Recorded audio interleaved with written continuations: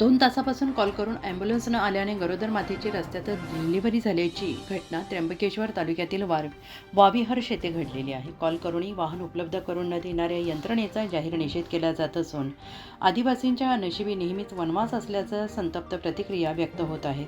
मातेला आणि बाळाला शासनाने मोफत ॲम्ब्युलन्स सुविधा उपलब्ध करून दिली, मात्र प्रत्यक्षात अंमलबजावणी होत नसल्याने भर रस्त्यात डिलिव्हरीची वेळ आलेली आहे. सुदैवाने खाजगी वाहनाने महिलेला रुग्णालयात नेले जात असताना वाहनातच तिची डिलिव्हरी सुखरूप झाली. या प्रकाराने सरकारी रुग्णवाहिकेचा प्रश्न आणि कारभार पुन्हा एकदा चव्हाट्यावर आलेला आहे.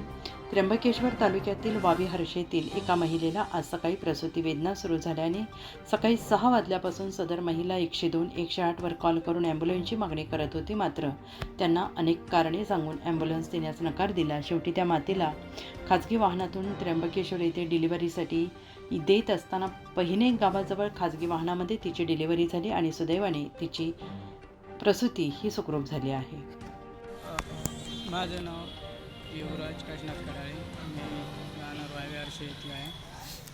आज सकाळी माझी बायको वनिता युवराज कराळे तिथे पोट दुखत होती आणि आम्ही ॲम्ब्युलन्सवाल्याला फोन केला, पण त्यांचा फोन काही लागलाच नाही. आम्ही 1 वेळा नाही, 2 वेळा नाही, 4-5 वेळा फोन केले, पण रिंगच वाजत होती आणि फोन पण उचलत नव्हते.